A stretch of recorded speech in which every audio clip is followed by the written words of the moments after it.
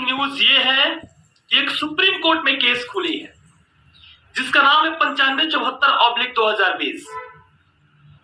बार बार मैं केस का बात कर रहा हूं, लेकिन इसके पीछे आप लोग सिस्टम को समझिए। यह case subject to final outcomes है, और सब्जेक्ट टू फाइनल आउटकम्स का मतलब जानते हैं क्या? कि जब से यह सब्जेक्ट टू फाइनल आउटकम्स लगता है ना, चाहे वो फैसला 10 साल के बाद क्यों नहीं हो, लेकिन लागू उसी समय से होगा जिस तारीख में सब्जेक्ट टू आउटकम्स लग चुका है।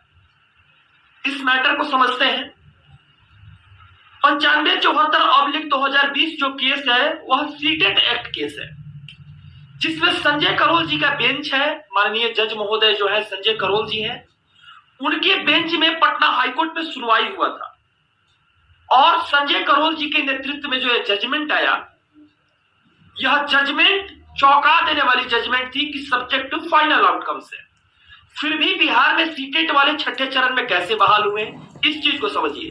सरकार ने कहा कि यह पूर्ण रूप से जो नियमावली है इसमें हम नियोजन कर रहे हैं, फाइनल जजमेंट आएगा तो उसमें हम देख लेंगे कि सीटेट रहेंगे या आउट करेंगे। लेकिन तत्काल अभी हमको शिक्षकों की जरूरत है बिहार में, तो सरकार ने अपनी जरूरत की मांग करते हुए और नियोजन पत्र को दिखाते हुए सीटेट को शामिल किया।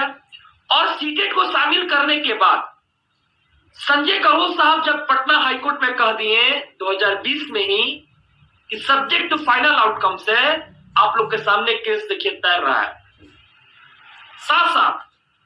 जब यह case subject to final outcome, यह केस चली गई है सुप्रीम कोर्ट। सुप्रीम कोर्ट में जाने के बाद यह केस झारखंड के साथ टैग हो गई है। हाल के दिनों में आप लोगों को यह बात संज्ञान में होगी कि झारखंड वाले गए थे जेटेट को लेकर कि सीटेट यहां इनवैलिड है, आप जेटेट को परिपूर्ण करें। उसी केस में टैग हो गई है। और इस केस में सबसे चौंका देने वाली न्यूज यह है गोपाल शंकर नारायण मुकुल रस्तोगी, हरीश सॉल्वे जो इंटरनेशनल अदालत के एडवोकेट है, वो झारखंड वाले लोग रखे हैं, उनके नेतृत्व में यह लड़ाई हो रही। यहां तक कि बात यही खत्म नहीं होता है। सीटेट एक्ट केस एक ऐसी केस है जो मिनिमम क्वालिफिकेशन बिहार सरकार नहीं तय कर सकती है, यह एनसीटी ही तय करता है। सरकार अपने बहबाही के लिए कानून बना दी, जबकि सरकार को कानून बनाने की दो ही हक है। वो पेंशन संबंधी कानून बना सकती है, और शिक्षा का अधिकार अधिनियम के तहत शिक्षकों को किस तरह से किस विषय वस्तु पर क्लास कराई जाए, पढ़वाई जाए, और आगे की दैनिक दिनचर्या कराया जाए। तो इन दो पहलू पर काम करवा सकती है, कानून बना सकती है, लेकिन मिनिमम क्वालिफिकेशन को लेकर कानून सरकार नहीं बना सकती है। आप लोगों को मैं बताने वाला हूं कि आप लोग थोड़ा सा चौंक गए होंगे, सोच रहे होंगे कि अरे यार क्या केस केस कर रहे हो सत्यम, यहां बहाली हो गया, टीआरई 1 हो गया, टीआरई 2 हो गया, टीआरई 3 का एडमिट कार्ड आने वाला है, क्या तुम केस केस करते हो सत्यम? तुमको थोड़ा सा दिमाग नहीं है। लेकिन दिमाग तब ना काम करेगा जब आप लिखिएगा 10/350/2024 10/350/2024 डायरी नंबर जल्दी से नोट कीजिए और लिखिए। उसमें सुप्रीम कोर्ट के स्टेटस में जाइए और लिखिए सरकार को नोटिस चली गई। सुप्रीम कोर्ट के द्वारा सरकार को नोटिस चली गई। यह नोटिस कोई और नहीं बल्कि सुप्रीम कोर्ट ने दिया है। और आपको यह बात पता होगा कि सब्जेक्ट टू फाइनल आउटकम्स यानी 2020 से लेकर 2023-24 में जो बहाली हुई है, जितने कैंडिडेट 1 से लेकर 8 में सीटेट है, अगर 9574 की जीत होती है 10/350/2023, 9574/2020 किसमें है? पटना हाईकोर्ट में। अब 10/350/2024 किसमें है? सुप्रीम कोर्ट के स्टेटस में जाकर देख लीजिए।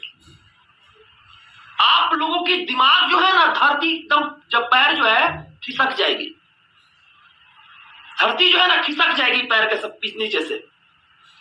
ये सरकार की गलत नीति के कारण। अब बताइए कि वैलिडिटी ऑफ एक्ट, सरकार को जब डिसाइड नहीं था कि कानून बना सकती है, संजय करोल सर जो दिए हैं जजमेंट, सुप्रीम कोर्ट में जाकर टैग हो गई है झारखंड के साथ। और ये झारखंड वाले जो भाई है ना, वो एडवोकेट एडवोकेट उतारे हैं। देश की आजादी के 75-77 साल हो गए, शिक्षा विभाग का वैसा पैनल नहीं आया था जो अपने आप में सुप्रीम कोर्ट है। उनका नाम गोपाल शंकर नारायण, हरीश सौरवे, मुकुल रोहतगी, कपिल सिब्बल, इन सारे लोग की टीम ही उतार दी है वहां पे। अब जो लोग ज्वाइन किए हैं उनके ऊपर क्या होगी? आप यूपी टेट वाला एग्जाम देखे थे, आप एएनएम की एग्जाम देखे हैं, 6 साल नौकरी किया था बंगाल वाला, उसको बाहरी कर दिया 12% सूद लेकर। यानी इन राजनीतिक गलियों में राजनीतिक स्वार्थ के लिए सरकार के द्वारा चलाया गया एजेंडा इन छात्रों के ऊपर, इन शिक्षकों के ऊपर पड़ा है।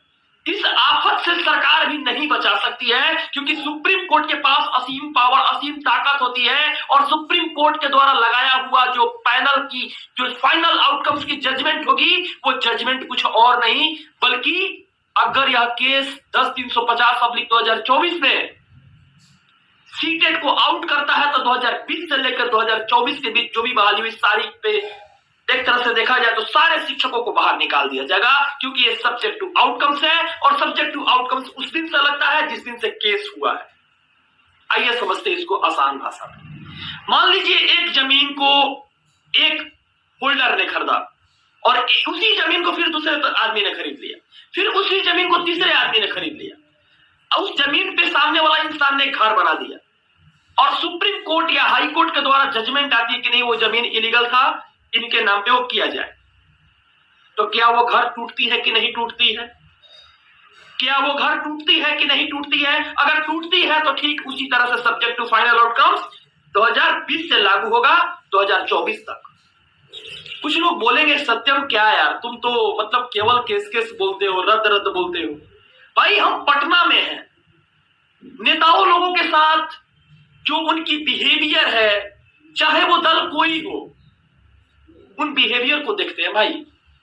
और आपको मैं बता देता हूं कि सुप्रीम कोर्ट की जो जजमेंट है, उस जजमेंट के अनुसार आप सारे लोगों को पूरे भारत की इकोनॉमी 302 लाख करोड़ है। इस 302 लाख करोड़ की जो इकोनॉमी है ना, चाहे कि सुप्रीम कोर्ट तो उसका कहीं भी यूज कर सकती है। मैं बता देता हूं, पूरे इंडिया को तिरपाल से ढक देगी अगर चाह देगी तो, सन का लाइट नीचे नहीं आने देगी, उतना ताकत है सुप्रीम कोर्ट के पास। और मैं आपको बता देता हूं कि आप लोग को यह बात संज्ञान में होगी कि जुलाई 2019 में बैठक हुआ था शिक्षा विभाग का कि सीटेट को लिया जाए या नहीं लिया जाए, पहला बैठक। और दूसरा बैठक हुआ था जनवरी या फरवरी में 2021 में। दोनों बैठक के बाद यह बात खुलकर सामने आई कि नहीं सीटेट को लिया जाए। आप लोग को लगता होगा यार सीटेट कभी निकलने वाला है, ठीक, हम वही सोचते थे कि बीएड 1 to 5 से निकलने वाला है, हम भी सोचते थे कि बीएड 1 to 5 से निकलने वाला भारत सरकार का गजट है, लेकिन सुप्रीम कोर्ट ने निराधार कर दिया। ठीक यही केस अब क्या करेगी आप लोग को समझ से परे है, और आगे भी मैं ज्यादा इस पे अभी खुलकर नहीं बोला। क्या आपको लगता है अपने अनुसार आप लोग अगर जजमेंट को सर्च नहीं किए होंगे तो 9574/2020 पटना के हाईकोर्ट पे और 10-350/2024 सुप्रीम कोर्ट के हाईकोर्ट पे सर्च कीजिए, जजमेंट एंड ऑर्डर का वहां ऑप्शन दिया होगा, सब खोल के पढ़ लीजिए। बिहार सरकार को ऑलरेडी नोटिस गया है, ये नोटिस यहां पर इशू नोटिस दिख रहा है, ऑलरेडी गया है नोटिस। और झारखंड में तो ये भी हो गई है कि आप एग्जाम तो ले सकते हैं, लेकिन जब तक इसका फाइनल आउटकम्स रिजल्ट नहीं आ जाता है इस जजमेंट का, तब तक आप रिजल्ट नहीं दीजिएगा। वो भी बिहार के जजमेंट में अपलोडेड है, आप बिहार के अपलोडेड खोजिए, बिहार 10-350/2024 में क्या बीपीएससी टीआरई 3 की रिजल्ट आएगी या नहीं आएगी, आप लोग कमेंट बॉक्स में बताइए। हमारी एक काम थी सारे भाइयों के प्रति, वो काम ये थी कि आज पूरे बिहार में इस जजमेंट का और इस केस का रूल्स एंड रेगुलेशंस जो है, सरकार की राजनीति जो है, उस राजनीति के ऊपर मैंने आप लोगों को वीडियो बनाकर दिखाया। और इस राजनीतिक गलियों में जितने सारे यादव तेजस्वी जो है, एआरएम की बहाली को देख लीजिए कि बीच में खेला के नियम चेंज कर दिए, पूरे खत्म हो गया। टीआरई 1 में तो 34 बार चेंज हुआ है। टीआरई 1 में 34 में चेंज हुआ, 34 को कागज जारी हुआ है विज्ञप्ति निकलने के बाद। टीआरई 2 में भाषा आहारता इतना बड़ा केस है कि जो चाहिएगा सो थोड़े होगा। सारे लोगों में तो आप तो फंसा के रखे हैं, और बिहार के बच्चे का जो जिंदगी है वो तहस नहस हो चुका है कि बिहार के बच्चे करे तो क्या करें। एक तरफ से डोमिसाइल हटा दिए, इतना धांधली हुआ। आप देखे हैं कि रामानुजन को मैथ के एग्जाम में बैठाया जाए, जनरल कैंडिडेट का 104 का टप गया था, पेपर आउट हुआ था। अगर 80 में 80 मैथ भी बना देता है बच्चा तो 24 नंबर 40 नंबर में लाना कंपलसरी था जो जनरल कैंडिडेट है। यानी जो उत्तर प्रदेश पेपर गए थे, इधर उधर पेपर गए थे तो सबको तो मिल ही गया था, जिसको मिला था तो न्यूज देखे ही होंगे। और साथ साथ इतना बड़ा जो केस है, सरकार अभी तक इस कैंसर को बचा कर रखी है, थर्ड स्टेज में पहुंच गया। 9574/2020 और 10350/2024 जो सुप्रीम कोर्ट का डायरी नंबर है। ये जो जलील करने वाली जो सरकार बुद्धि निकाली है ना, एक बार विधानसभा की बहाली रद्द कर दी। तो दोस्तों आप लोगों ने स्पष्ट रूप से सुना, टीआरई 1 को लेके जिस प्रकार से जो खतरा है वो मंडरा रहा है। अब कहीं ना कहीं टीआरई 1 और टीआरई जो आपका टीआरई 2 है, दोनों ही जो है पटना हाई कोर्ट से रद्द हो सकते हैं, क्योंकि व्यापक और बड़े मात्रा में जो धांधली की प्रक्रिया सामने आई है उसे देखते तो यही लग रहा है कि अब कहीं ना कहीं जो है सप्लीमेंट्री रिजल्ट पे जो संशय के बादल थे वो अब समाप्त हो जाएंगे और जल्द सप्लीमेंट्री रिजल्ट भी जारी होगा। और कहीं ना कहीं स्पष्ट रूप से ये बात क्लियर हो गई है कि विभाग जल्दी कुछ फैसला लेगा। इस वीडियो में इतना ही, धन्यवाद, जय हिंद।